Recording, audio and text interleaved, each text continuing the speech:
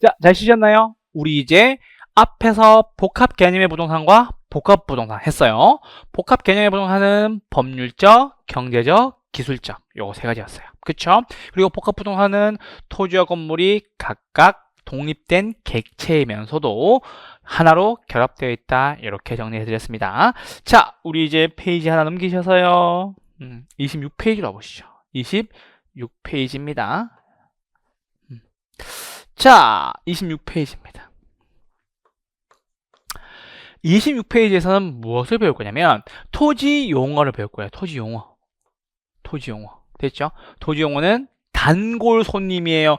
쭉 나왔죠? 26회부터 끝까지 쭉 나왔어요. 그러니까는 거의 나온다고 보시고 공부를 하셔야 돼요. 아시겠죠? 꼼꼼히 봐야 되겠죠? 출발합니다. 이쪽 와보세요. 자, 감자평가상에서 토지를 용도별로, 쓰임별로 나눠놨는데 택지, 농지, 임지로 나눴어요. 첫 번째 택지지역은 세 가지예요. 하나는 주거, 상업, 공업 이렇게 됐나요? 농지지역도 역시 세 가지예요. 하나는 전지, 여기 뭐다? 밭이죠, 밭. 밭전자. 답지, 여기 뭐예요? 논이죠, 논. 과수원은, 과수원 아시죠? 과수원 모르면 안 돼요. 아시겠죠? 과수원 사과 키우고 배 키우고 하는 곳. 됐죠? 이것이 되겠고, 임지지역. 임지지역은 두 가지가 있는데 하나는 신탄림이고요. 하나는 용재림이에요. 신탄림이란 무슨 뜻이냐면요. 지금은 이제 나무를 연료로 쓰는 경우가 없죠. 근데 옛날에 우리 강산 푸르게 하면서 이렇게 막 녹화 사업 할 때, 나무 심는 사업 할 때, 그 전에 녹화 사업을 왜냐면 다 민둥산이었어요. 산인데 나무가 없는 산들. 그쵸. 그래서 막 홍수가 자주 발생하고, 비 오면 막 토사가 무너지고 막 그랬었단 말이에요. 그때, 우리 왜 그랬냐면은, 나무를 연료로 쓸 때, 나무를 무엇으로? 연료로 쓰는 것을 신탄림이다라고 얘기하는 거예요. 아시겠죠? 이게 숫한자예요. 나무 숫. 아시겠죠? 근데 용재림은 나무를 무엇으로? 목재로, 재료로 쓰는 것을 용재림이라고 하는 거예요. 아시죠? 우리 금강송 지역, 강원도 쪽에 들어봤죠? 이렇게 금강소나무 같은 거 키우는 그런 곳을 용재림 지역이다라고 하는데, 임지 지역은 그렇게 중요하지 않아요. 말씀드리고요. 자, 택지 지역입니다. 뭐가 있다고? 주거, 상업, 공업. 요거 세 가지가 있다고요. 됐어요? 택지 지역 뭐가 있다고요? 주거, 상업, 공업. 요거 세 가지가 있다고. 농지 지역은 밭과 논과 과수원 이렇게 있다고요. 아시겠죠? 이렇게 있는데, 자, 이제 드디어 용어정 잠깐 들어가 볼게요. 자, 후보지와 이행지입니다. 후보지라는 것은요. 후보지라는 것은 택지, 농지, 임지 지역으로 상호간에, 즉 뭐다? 용도 지역 상호간에 전환되고 있는 지역의 토지를 말하는 겁니다. 전환된이에요? 전환되고 있는이에요? 되고 있는 별표. 상호간의 별표. 자, 무슨 말이냐면요. 자, 후보지는 택지와 농지 이렇게 왔다 갔다 하는 거예요. 이게 뭐다? 후보지. 이렇게 또 왔다 갔다 하는 게 뭐다? 후보지. 오케이? 예. 그래서 뭐다? 택지, 농지 서로 상호간에 왔다 갔다 하는 것을 후보지다라고 얘기하는 거야. 이 후보지. 이게 보이죠? 이렇게 왔다 갔다 하는 거. 보이죠? 후보지 왔다 갔다. 그쵸? 그러면 택지, 농지, 임지지역 상호간에 전환되고 있는, 전환된이 아니에요. 전환되고 있는 토지예요. 우리 여러분들 대통령 후보, 국회의원 후보, 시의원 후보, 후보란 말은 그게 된 거예요. 되고 있는 과정에 있는 거예요. 되고 있는 과정에 있는 이야기를 얘기하는 거죠. 그래서 후보지는 택지, 농지, 임지지역 상호간에, 용도지역 상호간에 다른 지역으로 용도가 변환되고 있는 토지를 말한다라는 겁니다. 요걸 한번 체크해주세요. 그래서 봐봐. 임지가 농지로, 농지가 택지로 변경되고 있는. 변경된이 아니에요. 변경된이 아니에요. 변경되고 있는 토지를 이야기하는 거예요. 이렇게 하나 정리해주세요. 우리 이거를 후보지라고 얘기를 하는 겁니다. 두 번째입니다. 이행지입니다. 두 번째, 이행지입니다. 자, 이행지는 무슨 말이냐면, 우리 아까 택지지역 내에 뭐가 있었어요? 주거, 상업, 공업 있었죠. 농지지역 안에 밭, 논, 과수원 있었죠. 임지지역 내에 용재림, 신탄림 있었어요. 그래서 이행지는 택지지역 내에서 농지지역 내에서 그리고 임지지역 내에서 그쵸?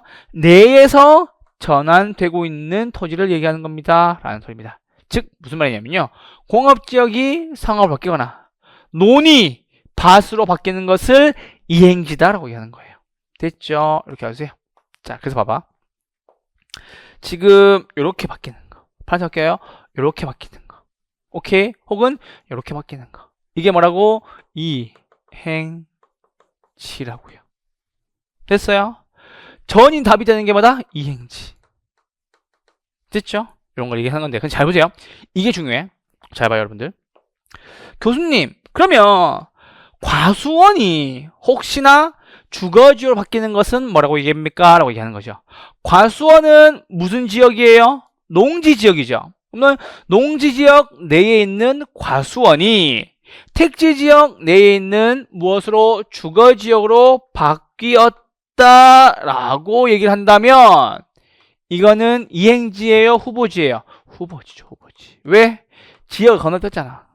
농지지역을 택지지역 건너뛰었잖아. 그래서 이렇게 하나 바꿔주시면 되겠습니다. 됐죠? 그래서 후보지와 이행지라는 말씀을 드렸습니다. 자, 이제 본격적으로 용어 한번 보시죠. 택지, 부지입니다. 택지, 주택할 때의 택자입니다.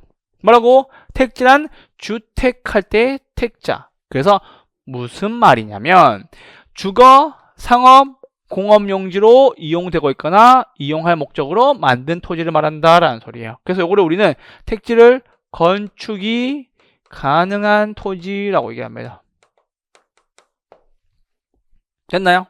택지 뭐라고? 주상공 목적으로 이용하고 있거나 이용할 토지 끝. 그게 뭔데? 건축 가능한 토지. 건축 가능한 땅. 아시겠죠? 근데 이거 보세요. 부지다, 부지. 부지. 요 부자가 무슨 부자냐면요. 펼칠 부란 뜻이에요. 펼치다 부. 넓을 부자예요. 그래서 택지는 건축 용지만을 의미하지만 부지는 일정한 용도로 제공되고 있는 바닥 토지를 다 말하는 것으로서 건축이 불가능한 토지까지 포괄한 용어이다라는 소리예요. 그럼 교수님, 건축이 불가능한 토지가 뭐가 있는데요? 라고 얘기하면 도로, 또 뭐가 있다? 철도, 혹은 수도 용지 등이 있다라는 얘기겠죠. 그럼 잘 보세요. 구분해 볼게요. 자, 두 가지. 택지와 부지. 택지는 건축이 가능한 땅. 그게 뭔데? 주, 상, 공으로 이용하는 거. 부지, 넓은 부지니까는 건축이 가능한 땅 받고 건축이 뭐까지 안 되는 땅까지 포함하는 것이다 라는 소리죠. 그래서 뭐다? 포괄적 용어이다 라는 소리입니다. 됐어요? 자, 그럼 잘 봅시다. 택지를 조성했다 라고 얘기해요. 거기 뭐 짓는 거예요? 주상공 짓는 거예요. 뭐라고? 택지를 조성했다. 뭐가 들어오는 거라고? 주상공 들어오는 거라고. 근데 부지를 잘 닦아두었다. 사업 부지가 잘 조성되었다 라고 얘기해요. 거기에 뭐도 들어오고 주상공도 들어오고 거기에 뭐도 들어온다. 도로도 뚫릴 수 있다. 철도도 뚫릴 수 있다 라는 소리입니다. 아시겠죠? 그러니까는 우리 공인중개사 되실 분들은 정확하게 공부하시고 깔끔하게 용어 써야 되는 거지. 택지 조성이 잘 됐다. 아무 데나 쓰는 거 아니에요? 야, 그럼 도로는 어디 들어온대? 이렇게 물어봐야 되겠죠. 됐어요? 그래서 택지는 주상공, 부지는 주상공 받고 뭐까지? 도로나 철도나 수도 용도까지 포함하는 포괄적 용어이다. 이렇게 정리해 주시면 되겠습니다. 아시겠죠? 그래서 봐봐. 건축할 수 있는 토지, 무슨지? 택지, 주상공. 건축할 수 없는 토지까지 더하면 뭐가 된다? 부지가 된다 라는 소리가 되겠죠. 부지가 된다. 도로, 철도, 수도. 됐죠? 이렇게 봐주시면 되겠습니다.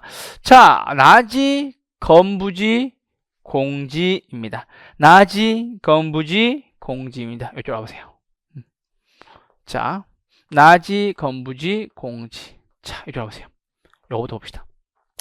자, 요 나지의 나자가 헐벗을 나예요. 무슨 나? 헐벗을 나지. 헐벗을 나지. 자, 여러분들, 나지라고 하는 것은 아무것도 없다란 뜻이에요. 우리 옷을 안 입고 있는 걸 뭐라 그러죠? 나체라고 얘기하죠. 그래서 토지 위에 뭐가 없다? 건물이 없다라는 거예요. 토지 위에 건물이 없으면 뭐? 나지. 아시겠죠? 택지 위에 건물이 없으면 뭐? 나지. 됐죠? 근데 또 없는 게 있어요. 사법상 제약도 없어요. 됐어요? 사법상 제약도 있다 없다? 없다. 사법상 규제도 없습니다. 근데 있는 게 있어요. 공법상 제약은 있다 없다? 있다. 이렇게 해주세요. 나지의 특징 세 가지예요. 나지는 토지 위에 건물 있다 없다? 없다. 사법상 제약 있다 없다? 없다. 공법상 제약은 있다. 이렇게 하시면 되겠습니다. 있다. 하트가 되네. 있다. 동그라미. 아시겠죠? 자, 무슨 말이냐면 나지가 뭐라고 말씀드렸죠? 땅 위에 아무것도 없다고 말씀드렸죠. 근데 나체예요. 나체. 나체는 뭐다? 신체에 걸치고 있는 것이 없다는 뜻이죠. 근데 나체로 사적인 공간에서는 제약을 받아야 안 받아요? 제약을 안 받아요. 우리 집에 있으면 아무도 뭐라고 안 해요. 아시죠? 내가 옷을 입든 말든 아무 상관이 없는데 옷을 아무것도 안 입고 나체인 상태로 공공장소 나가면 어떻게 돼요? 걸리죠. 뭐에? 공연음란죄에 걸려요. 조심하셔야 돼요. 아시겠죠? 그래서 뭐다? 나지도 마찬가지다. 건물 없다. 사법상 제약 없다. 하지만 공법상 제약은 있다. 대한민국에 있는 대부분의 토지나 부동산들은 공법상의 제한은 대부분 다 있습니다. 그래서 참고해 주고요. 자, 건부지예요. 건부지. 건부지 무슨 말이냐면 건물이 붙어있는 땅인 거예요. 건물이 붙어있는 땅. 토지라고 할게요. 이게 붙을 붙자거든. 붙을 붙자. 아시죠? 부착할 때의 붙자라고 해요. 그래서 뭐다? 건부지는 건물이 붙어있는 땅인 거고. 그리고 세 번째. 공지. 공지. 공지가 알려준다는 뜻이 아니에요. 공지사항이 있어. 그 공지 아니야. 아시겠죠? 공공에게 알리다는 뜻이 아니에요. 이건 무슨 말이냐면 비워둔 땅. 뭐라고? 건물을 짓고 남은 땅, 비워둔 토지. 아시겠죠? 건물을 짓고 비워둔 토지, 남겨둔 토지를 우리 공지라고 얘기합니다. 아시겠죠? 건물 짓고 남겨둔 땅인 겁니다. 자, 다시 한 번 더. 나지는 건물 없고 사법상 제약 없고 공법상 제약은 있다라고 말씀드렸어요. 건부지는 건물이 붙어있는 땅으로서 건물 짓고 남겨둔 토지는 공지입니다. 이렇게 정리하시면 되겠습니다. 자, 이쪽 와보시죠. 자, 나지의 나자가 헐벗다 나자예요. 건물이나 정착물 없고 사법상 권리가 없다라는 얘기입니다. 하지만 뭐다? 공법상 제약은 있다. 이렇게 하시면 되겠습니다. 됐죠? 건물 없고 사법상 제약 없고 공법상 제약은 있다라는 얘기입니다. 그래서 나지는 뭐보다? 건부지보다 용도가 많이 쓰일 수 있고요. 그래서 최유효용이 가능하다. 나지는 뭐다? 시장성이 없기 때문에 거래될 가능성이 높다라는 얘기입니다. 다른 조건 일정할 경우 나지는 높게 평가된다. 당연하죠. 왜? 빈 땅에다가 내가 짓고 싶은 거 마음대로 지을 수 있으니까요. 아시겠죠? 요거 하나만 체크해 주고요. 되셨죠? 두 번째는 건부지입니다. 붙을 붙자네요. 건물이 붙어있는 땅, 건물이 들어서 있는 부지다 라는 얘기입니다. 나지에 비하여 용도가 다양하지 못하죠. 그래서 활용도가 떨어지므로 최유효용이 기대 가능성이 낮다라는 겁니다. 그래서 건부지는 감가, 가치가 떨어진다라는 뜻입니다. 우린 그것을 건부감가다라고 얘기합니다. 그런데 원래는 건부지가 나지보다 가치가 떨어져야 되지만 이런 일이 있어요. 무슨 일이 있냐? 이용 규제가 강화될 경우, 즉 뭐다? 그 땅에 아무것도 못하게 될 경우, 개발 제한구역으로 묶일 경우, 맞아요.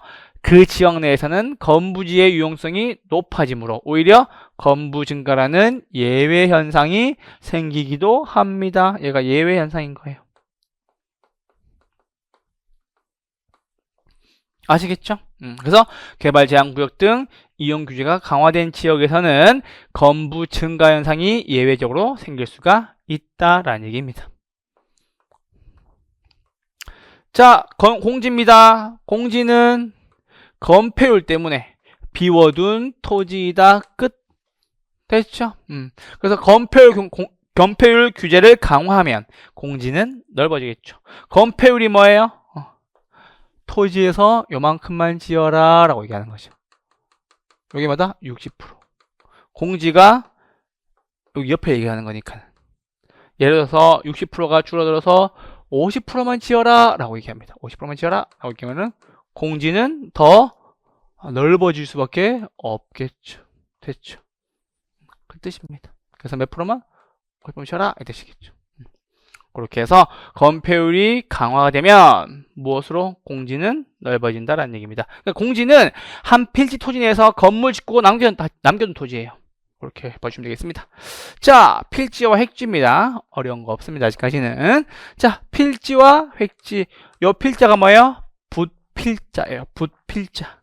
자, 지금이야 여러분들 우리 컴퓨터를 이렇게 기록하지만은 옛날에는 무엇으로 기록했어요? 등기했어요? 연필로 했어요? 아니요. 붓으로 했어. 붓으로 뭐 했어요? 집원 썼어요. 토지의 등록단위예요. 법률상의 용어예요. 등기를 한 겁니다. 권리관계를 명시했어요. 무엇으로요? 붓으로요. 붓으로 하는 모든 것을 필지는 뭐다? 법률적 개념, 등기의 등록, 단위, 권리관계를 명시한다 라고 기억해 주시면 되겠고, 획지입니다. 획지는 무슨 말이냐면 여기에 긋다 획자예요. 긋다 획자예요. 자, 무슨 말이냐면 요렇게 한 필지에 토지가 있었는데 요거 제가 이렇게 획 그었어요. 이렇게 그었어요. 왜 그었느냐? 아래의 토지는 얼마?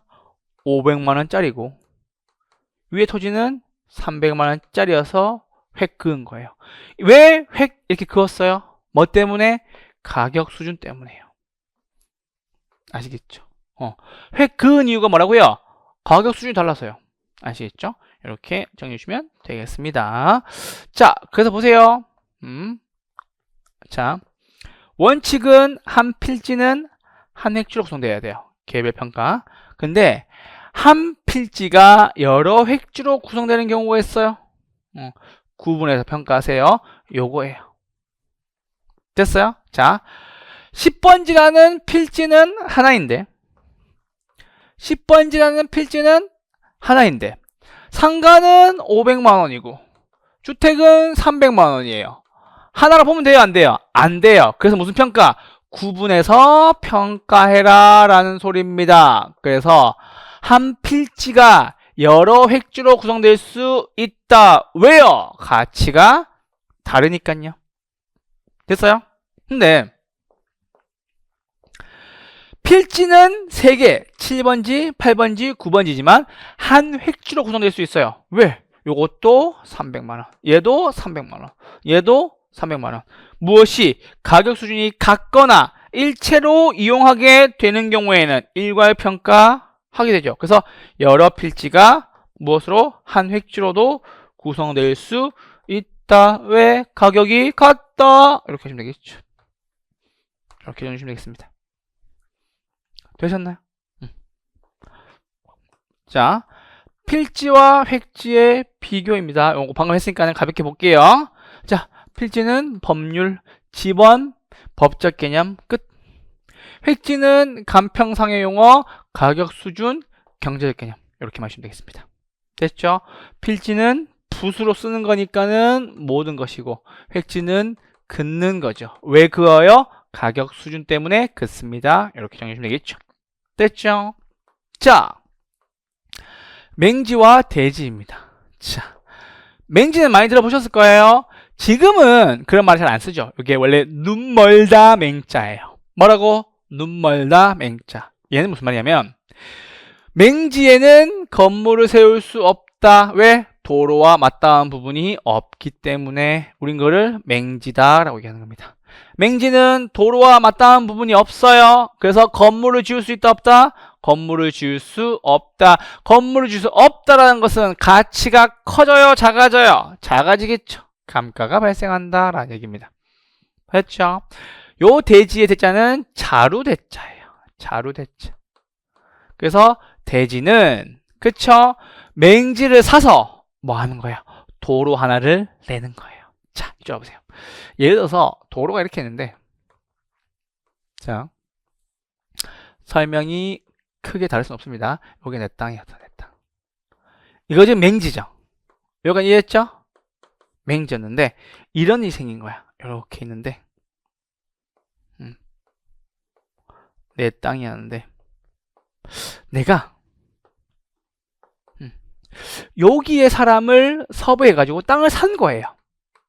오케이? 그러면 내 땅 요만큼이랑 내가 산 땅이랑 이렇게 구분되겠죠? 그럼 이제 도로와 접촉면이 생겼어요? 생겼죠? 생겼으니까는 건물 지을 수 있다 없다? 건물 지을 수 있다. 그래서 자루 모양의 토지다 라고 얘기하는 거예요. 요게 뭐라고요?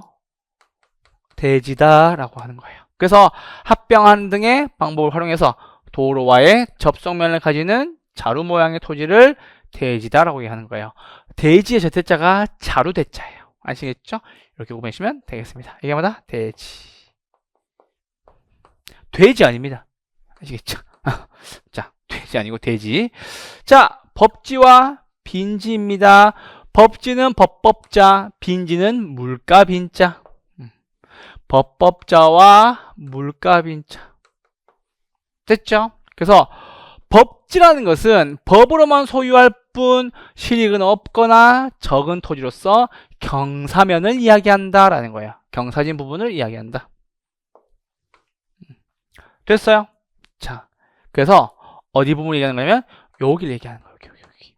그래서 여기에도 집이 있고 밑에 집이 있다고 치면 요 법지의 소유권은 누구 거가 되겠어요? 위에 집 아랫집. 법지의 소유권은 윗집 거예요. 됐어요? 그래서 법지는 소유권이 있다 없다? 소유권은 있다라는 얘기입니다. 그래서 법지는 뭐는 있다? 소유권은 있다. 실익은 있다 없다? 활용 실익은 없다. 이렇게 정리해 주세요. 됐어요? 자, 빈지입니다. 빈지. 물가의 땅이죠. 물가의 땅. 그래서 바다와 육지 사이에 해변 토지를 얘기한다. 요 부분 얘기하는 거예요. 우리 여기를 뭐라고 합니까? 빈지다라고 얘기하는 겁니다. 빈지. 됐어요? 그래서 우리 요거를 바닷가다라고 얘기하는 거예요. 그래서 반대예요. 얘는 소유권 있어요 없어요? 소유권 있다 없다? 소유권 없다. 여러분들 광안리, 그쵸? 해운대, 대천해수욕장, 망상, 경포대 주인 있다 없다? 주인 없어요. 활용실익은 있어요 없어요? 활용실익은 있죠. 활용실익은 있고 무엇은? 소유권은 없는 토지이다라는 소리입니다. 교수님 활용실익이 뭐가 있어요? 라고 물어본다면 모래찜질이라도 한번 해보세요. 여름철에 가가지고 관절염이 좀 나아져요. 아시겠죠? 이렇게 말씀드립니다. 그래서 법지와 빈지는 반대 개념이니까요. 반드시 잘 정리해주세요. 법지는 소유권은 있지만 실익은 없고 빈지는 소유권은 없지만 활용실익은 있다. 이렇게 해주면 되겠습니다. 됐죠? 자, 공한지, 휴한지, 유유지입니다. 자, 공한지. 비워놓고 쉬는 토지예요. 그래서 지가 상승만을 바라고 투기 목적으로 방치하고 있는 토지를 공한지라고 얘기합니다. 어디에서? 도시 안에서. 여러분들 혹시나 이제 뭐 명동이나 종로나 이렇게 왜 사람들이 좀 많은 도시 지역, 도심지 내에서 땅을 걷다 보면 갑자기 이렇게 빈 땅이 탁 나타나는 경우가 있어요. 맞죠? 혹시 본 적 있어요? 그 땅이 대부분 다 이거예요. 공한지예요. 그래서 왜 그걸 내버려 두냐라고 얘기하면은 야 저거 그냥 투기 목적으로 방치해 둔 거야 라고 얘기하시면 됩니다. 세금 내요 안 내요? 안 내요. 공한지에 대한 세금 있다 없다? 없다. 공한지에 대해서 세금 있다 없다? 없다. 이렇게만 체크. 그래서 공한지는 무엇이에요? 비워놓고 쉬는 거죠. 어디에서? 도시 내에서. 왜요? 투기 목적. 아시겠죠? 자, 그런데 요 휴한지는 쉬다 휴자죠. 휴 하고 쉬는 거죠. 얘는 정상적으로 쉬는 거예요. 왜 쉬어요? 지력 회복을 위해서요. 자, 예전에는 이런 일이 있었는데 요즘엔 그런 일이 없죠. 요즘엔 질소 비료 뿌려버리고, 그렇죠. 원래 뿌리옥 박테리아에 있는 질소 성분을 이렇게 활성화시켜서 지력을 회복시킨다 이런 얘기가 있었는데 요즘엔 잘 하지 않아요. 요즘에는 휴한지는 그냥 쉬고 있는 토지이다. 하지만 정상적으로 쉰다라는 얘기죠. 그렇죠? 그래서 휴한지, 휴경지라고 얘기합니다. 경작을 하는 거 쉬는 거니까. 그러니까 여기는 휴한지라고 하니까 이게 정확한 명칭이에요. 휴한지. 아시겠죠? 비옥도 회복을 위해서 정상적으로 쉬게 한다라는 얘기입니다. 자, 세 번째는 유휴지예요. 유휴지의 유자가 놀다 유자, 놀유자. 아시겠죠? 바람직하지 못하게 놀리는 토지를 말한다라는 얘기가 되겠죠. 아시겠죠? 오케이? 그래서 유휴지까지였었습니다. 원래 예전에는 유휴지에다가 토지 초과 이득세라는 걸 매겼는데 요즘은 매기지 않습니다. 일단 들어만 두세요. 됐죠? 자, 그리고 포락지입니다. 포락지. 밤 깊은 마포종점 포락지. 영등포, 마포, 그렇죠? 포가 붙는단 말은 무슨 말이냐면 배를 댈 수 있다, 배를 정박시킬 수 있다 그 뜻이에요. 그래서 포락지라는 것은 물가 근처를 이야기하는 거고 포락, 물가 근처에서 떨어진 땅이란 소리예요. 그럼 왜 떨어졌느냐? 침식되어서요. 지금 보인다 안 보인다? 안 보인다. 근데 예전에 있었다 없었다? 있었어요. 그래서 지적공부에 등록된 토지가 물에 침식되어 수면 밑으로 잠기었다라는 것만 체크. 지금 보인다 안 보인다? 안 보인다. 그래서 과거에는 전, 답 등이었으나 그쵸? 물에 침식돼서 가라앉았다라는 소리입니다. 우린 그걸 뭐라고 한다? 포락지다라고 얘기하는 거죠. 두 번째는 선화지입니다. 선 아래의 땅. 이건 어렵지 않죠? 고압전선 밑에 있는 땅. 좋아요, 싫어요? 싫어요. 사실 갑니다. 됐죠? 자, 소지입니다. 소지는 자연 상태로의 땅을 얘기하는 겁니다. 똑같은 말로는 원지다라고 얘기합니다. 원지. 소지옥은 원지. 근원 원자 써가지고 성소지의 반대말이죠. 자, 환지. 땅을 바꾸었다. 환장이 뭐예요? 속이 이렇게 뒤집어지는 걸 얘기하는 거죠. 환지는 뭐예요? 땅이 바뀌는 걸 얘기하는 거예요. 아시겠죠? 도시개발 사업을 통해서 위치, 지목, 면적 등을 고려하여 소유자에게 다시 돌려준다라는 거예요. 무슨 말이냐면 환지는 땅을 바꾸는 거예요. 뭐해서? 도시개발 사업 해가지고요. 원래 갖고 있던 땅을 이렇게 땅을 무엇으로 바꿔준다라는 얘기예요. 무엇에서? 개발 사업에서. 개발 사업에서 땅을 돌려준다라는 얘기입니다. 여기가 내 땅이었다라는 소리죠. 얼만큼으로? 요만큼으로 돌려준다라는 소리가 되겠죠. 그 뜻입니다. 그래서 환지는 도시개발 사업에 소요된 비용과 공공용지 제외하고 도시개발 전 토지의 위치, 지목, 면적을 고려하여 토지 소유자에게 다시 돌려주는 땅을 얘기한다라는 얘기입니다. 아시겠죠? 환지, 땅을 바꿔준다라는 얘기. 그렇죠? 가져갔다가 개발시켜서 다시 돌려준다라는 얘기입니다. 채비지입니다. 비용을 채운다 그 뜻이에요. 경비에 충당한다. 채비, 비용을 충당한다 그 뜻이에요. 그래서 비용을 충당하기 위해서 돌려주는 땅으로 정하지 아니한 땅을 얘기하는 거예요. 야, 이거 안 돌려줘. 왜? 이거 채비지야 라는 소리예요. 그럼 무슨 말이에요? 나중에 경비 쓰려고 가지고 있는 땅이다 이렇게 생각하시면 됩니다. 아시겠죠? 자, 쭉쭉 넘어오시고요. 자, 이제 주택의 분류입니다. 주택의 분류도 역시 35에 나왔습니다. 자, 주택의 분류는 요걸 한번 봐주시죠. 주택의 분류는 여기. 주택의 분류는 구성원이 장기간 독립된 주거 생활을 할 수 있는 구조다라는 거예요. 자, 그래서 주택의 분류 여기에 별표. 별표해 주고요. 건축법 시행령.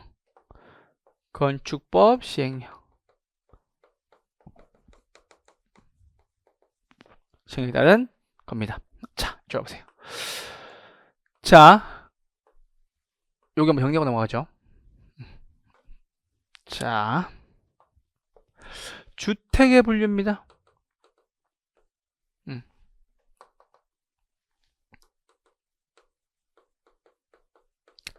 주택의 분류는 첫 번째는 단독주택이에요.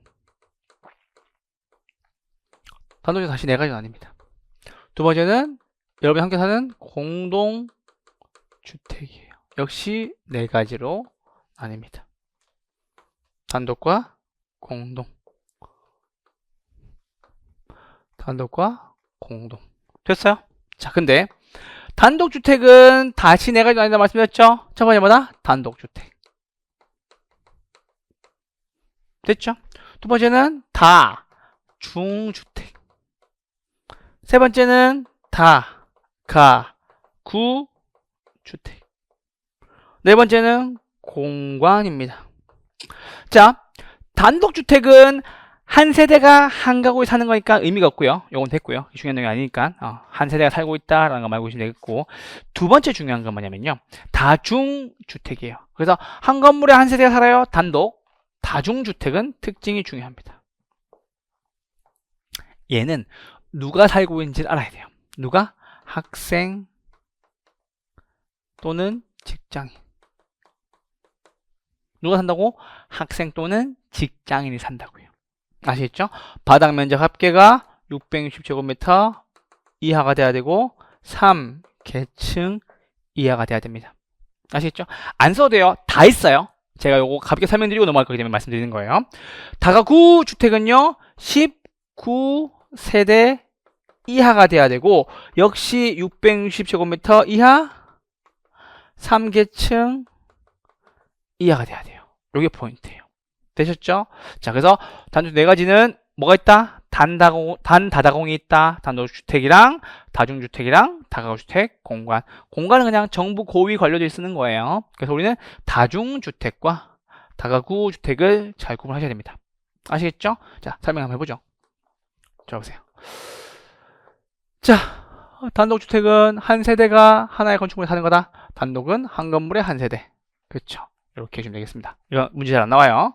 다중주택의 별표. 자, 설명해 볼게요. 다중주택에 누가 사는지를 알아야 돼요. 학생 또는 직장인. 누가 사는데? 학생 또는 직장인. 맞죠? 특징은 무엇인데? 이렇게 물어봐야 돼요. 특징이 뭔데요? 특징은 독립된 주거 형태를 갖추지 않았다라는 소리입니다. 무슨 말이냐면, 잘 보세요. 독립된 주거 형태가 아니란 말은 실별로, 욕실은 실별로 있어요. 무슨 말이냐면, 퇴근하고 난 뒤에 씻는 거는 내 방에서 할 수 있다고. 아시겠죠? 근데 밥을 해 먹는 것은 괜찮아요? 밥을 해 먹는 것은 못할 수 있다고요. 무슨 말이냐?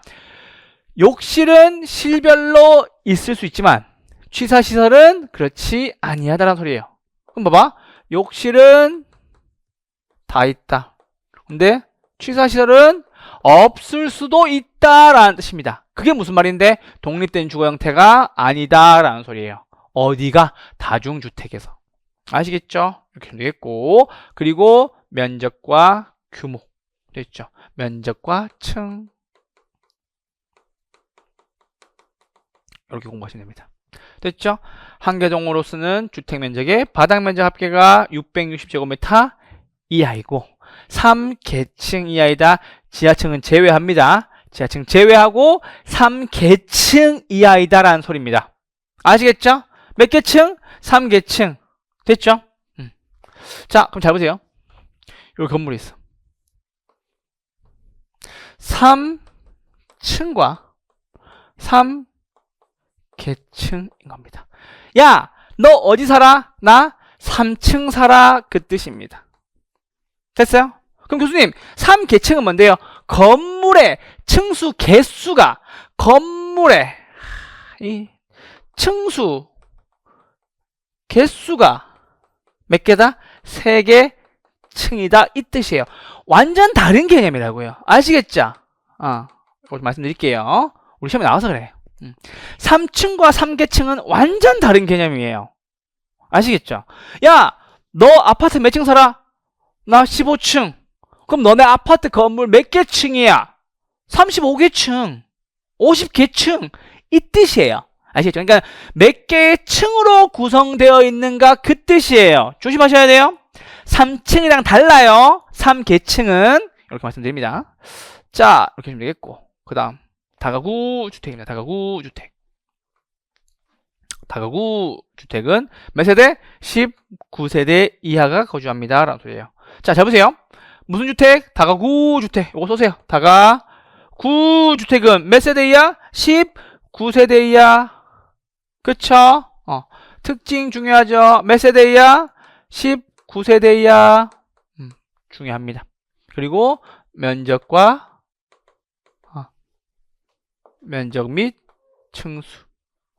면적 및 층수. 이렇게. 그렇죠? 요건 똑같아요. 3계층 이하이다. 바닥 면적 합계가 660m 이하이다. 바닥 면적 합계예요. 대지 면적 아니고, 건축 면적 아니고, 무슨 면적? 바닥 면적 합계가 660. 아시겠죠? 바닥이 660 이하. 바닥이 뭐? 660 이하. 무슨 주택? 다가구 주택. 진짜 이거 모르시면은 난 놓고 기억도 모르는 거예요. 다가구 주택은 몇 세대 이하? 19세대 이하. 다가구 주택은 19세대 이하. 아시겠죠? 이렇게 좀 되겠습니다. 자, 공간은 고위관리 등이 쓰는 거다라는 얘기입니다. 됐어요. 자, 정리해드렸습니다. 지금 여기 나왔지, 이제 봐봐. 단독주택 됐고, 단독주택은 학생과 직장인이 장기간 거주할 수 있다. 독립적인 주거 형태가 아니다. 씻는 것은 내 방에서. 그쵸? 내 방에서. 취사시설은 그렇지 않을 수도 있어요. 됐어요? 괜찮아요? 할만해요? 그것처럼 이렇게 되겠고, 다가구 주택은 몇 세대야? 19세대 이하. 됐죠? 660m 이하, 3계층 이하가 되겠습니다. 아시겠죠? 다 이하이하 정리해 주고요. 자, 공동주택입니다. 공동주택. 첫 번째는 아파트입니다. 요즘에 이거 뜨죠? 아파트. 아파트는요, 5계층 이상을 우리는 아파트다라고 얘기합니다. 아시겠죠? 아파트. 몇 계층? 5계층. 아파트 몇 계층? 5계층 이상. 아시겠죠? 정해주시면 되겠고요. 두 번째는 연립주택입니다. 연립주택입니다. 자, 연립이라는 말이 나왔으니까 뭔가 다 함께 있는 느낌이 들죠? 맞아요? 연립. 으쌰라. 그러니까는 연속적으로 서 있다는 뜻이에요. 그래서 얘는 중요한 게 뭐냐면 660제곱미터 초과가 돼야 돼요. 왜? 다른 건 다 이하였는데, 다른 건 다 뭐다? 660 이하였는데 얘만 초과예요. 초과. 그래서 뭐다? 연초우. 연립이 보이면 초과. 연립이 보이면 초과. 으쌰라. 그쵸? 연립이 함께 있는 거니까요. 그래서 연립은 660제곱미터 초과고요. 그리고 몇 계층이야? 4계층 이하가 됩니다. 됐나요? 4계층 이하가 됩니다. 됐죠? 그리고 다세대 주택. 다세대 주택입니다. 자, 다세대 주택은 역시 660이지만 다시 돌아와야 돼요. 660제곱미터 이하. 몇 계층이야? 4계층 이하. 아시겠죠? 이렇게 정리하시면 되겠고. 자, 기숙사는 다시 두 가지로 나뉩니다. 무엇이다? 일반 기숙사와 임대형 기숙사. 됐어요? 일반 기숙사와 임대형 기숙사 나뉩니다. 그래서 일반 기숙사는 임대하는 목적이 임대형 기숙사는 임대하는 실이 몇 실 이상? 20실 이상 임대하시면 됩니다. 됐어요? 아까 우리 19세대 이하는 무슨 주택? 다가구 주택이었는데 20개 이상 빌려줍니다. 무슨 기숙사? 임대형 기숙사. 됐어요? 근데 일반 기숙사는요, 이걸 아셔야 돼요. 기숙사에 누가 사는지. 누가 산다? 종업원과 학생이 산다라는 소리입니다. 됐어요? 이렇게 하지만 구분해주시면 됩니다. 됐죠? 그래서 이쪽 보시죠. 일반 기숙사는 종업원과 학생. 아까 다중주택 누가 살아요? 학생과 직장인. 여기 뭐다? 종업원과 학생. 구분하셔야 됩니다. 자, 그리고 난 뒤에 공동주택 가보죠. 아파트. 몇 층? 5층 이상. 아시겠죠? 이렇게 별빛이 흐르는 그건 이제 재건축 들어갔어요. 그거 잠깐 쉬어야 돼. 그래서 로제님의 아파트. 아시겠죠? 몇 층 이상? 5층 이상. 연립입니다. 바닥 면적 합계가 몇 개? 660을 초과한다. 초과의 체크. 2개 이상의 동을 지하 주차장으로 연결하는 경우에는 각각으로 봅니다. 동 다른 거. 층수 몇 개 층? 4개층이야. 4층 아니야? 4층 땡 뭐? 4개층. 4층은 너네 집이 4층이고 그 건물의 층수가 몇 개니 그 뜻이라고요. 구분하셔야 돼요. 정확히 구분하셔야 돼요. 자, 다세대 주택입니다. 다세대 주택은 바닥 면적 합계가 660제곱미터 이하이고 층수가 몇 개 층? 4개층이야. 이게 여러분 우리 35회 시험에서 핫했죠. 몇 개 층? 4개층. 4층 아니야. 살고 있는 집이 4층이고요. 그쵸. 건물이 몇 개 층이다? 4개층이다. 이렇게 정리하시면 되겠습니다. 됐죠? 그렇게 하고 자, 기숙사입니다. 2개 나누는 거예요. 일반과 임대형 이렇게 나누는 거예요. 자, 잘 보세요. 일반과 임대형 체크. 자, 일반 기숙사입니다. 일반 기숙사는 학교 또는 공장에서 학생 또는 종업원. 사람도 나오고 장소도 나왔어요. 뭐라고? 사람도 나오고 장소 나왔다고요. 그래서 공동지하시설 이용 세대수가 전체 세대수의 50% 이상이어야 된다라는 소리입니다. 즉 뭐다?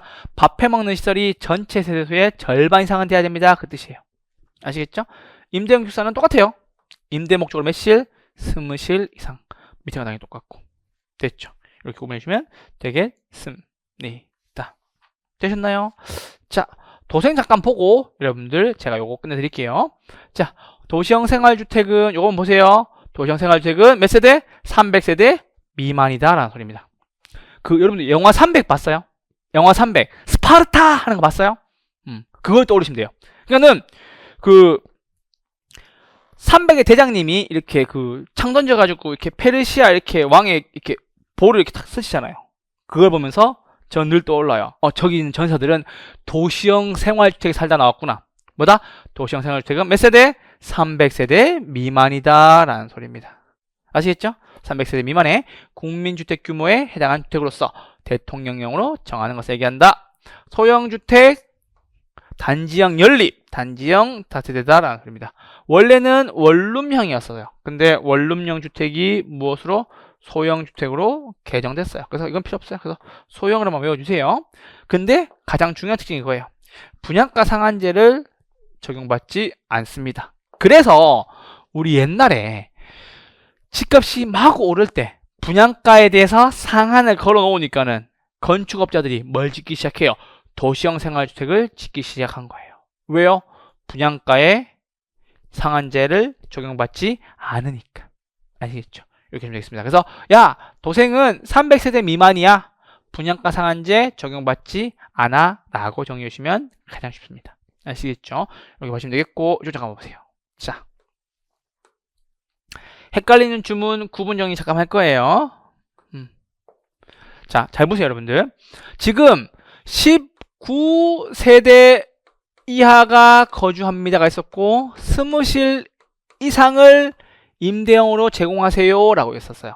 19세대 이하는 누구? 다 가구주택에 대한 설명이었어요. 여러분 틀리지 말라고 한 소리예요.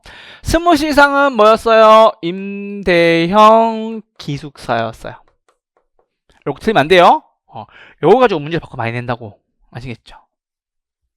그리고 학생과 직장인이 거주할 수 있는 곳이면 다중주택이었어요.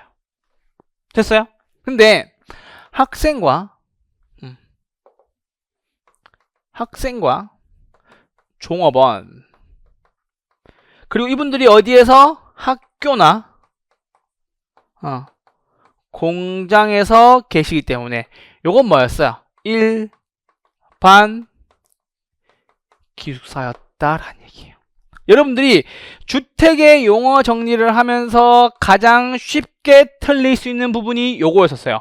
물론 작년에는 4층, 4계층 나와가지고 제가 그만큼 계층 중요해요, 계층 중요해요 했었어요. 4층은 여러분이 살고 있는 집, 제가 살고 있는 집이 3층이거든요. 아시겠죠? 그것처럼 몇 층에 살고 있니? 3층에 살고 있어. 너네 건물 몇 개층이니? 이거라고요. 3계층이야, 4계층이야. 아시겠죠? 이렇게 구분 정리해 주시면 되겠고요. 19세대 이하는 다가구 주택이고요. 20시 이상을 제공하면은 임대형 기숙사입니다. 학생과 직장인 사람만 나와 살면요 다중주택이고요. 사람도 나오고 장소 나오면 일반 기숙사라고요. 아시겠죠? 여기까지 설명을 좀 드렸습니다. 자, 그리고 이쪽 보세요. 마무리. 도색 나왔고 여기 날개 쪽 잠깐만 보세요. 날개 쪽. 날개 쪽. 33P 날개 쪽. 33P 날개 쪽. 우측 하단에 보여요? 자, 준주택 세대 구분형 공동주택. 자, 준주택은 주택이에요? 주택이 아니에요? 주택이 아니에요. 주택 외의 건축물과 부속이지만 주거시설로 써먹을 수 있다라는 얘기예요. 첫 번째는 기숙사, 오피스텔, 다중생활시설, 노인복지주택입니다. 기숙사, 오피스텔, 다중생활시설, 노인복지주택. 다음 중 준주택이 아닌 것을 골라라. 1번 기숙사, 2번 오피스텔, 3번 다중생활시설, 4번 노인복지주택, 5번 아파트. 답은요 아파트는 주택이니까요. 아시겠죠? 공동주택이잖아 아파트는. 그래서 이렇게 준주택의 종류 잘 알아두시고요. 세대 구분형 공동주택은 잠깐만 보세요. 이쪽으로. 자, 세대 구분형 공동주택입니다.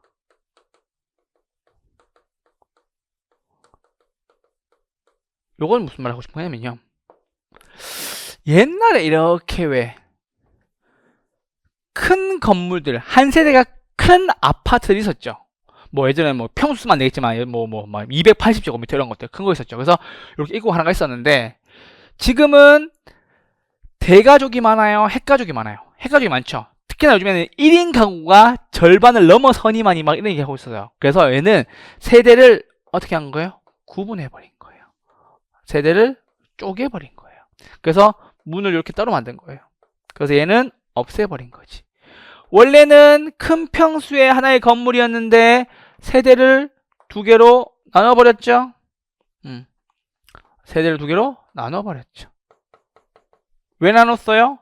현재 시대에 맞게. 그렇죠. 핵가족가 되니까 1인 가구가 되니까 쪼개버린 거예요. 그래서 이걸 보셔야 돼요. 자, 둘 다 생활은 가능한데 무엇이 안 돼요? 구분 소유는 할 수 없다고요. 이게 포인트. 그래서 세대별로 구분해서 생활은 뭐라고요? 가능하지만 무엇 안 된다? 구분 소유할 수는 없다. 왜? 원래 한 개였던 거 쪼개놓은 거니까요. 구분 소유할 수 없어요. 생활만 가능한 거예요. 세대 구분형 공동주택. 뭐만? 세대만 구분해서 생활만 하게 만들었다. 그 뜻입니다. 아시겠죠? 그래서 이거 체크해 주시면 됩니다. 그래서 공동주택 내에서 주택이 내부 공간의 일부를 세대별로 구분했다. 자르시고 생활은 가능, 소유는 할 수 없다. 그래서 여기 다 체크하세요. 생활은 가능, 구분, 소유는 안 된다. 체크. 아시겠죠? 여기까지 주시면 되겠습니다. 그래서 마지막에 도시형 생활주택, 준주택, 세대 구분형, 공동주택까지 해주시면 33페이지가 끝이 나게 되겠습니다. 33페이지까지 다 정리를 해드렸고요. 저희는 잠깐 쉬었다가 이제 드디어 토지의 특성 아시겠죠? 하고 그리고 속성까지 설명을 드리도록 하겠습니다. 잠깐 쉬었다가 뵙도록 하겠습니다. 아파트 몇 층? 5층. 잠깐 쉴게요.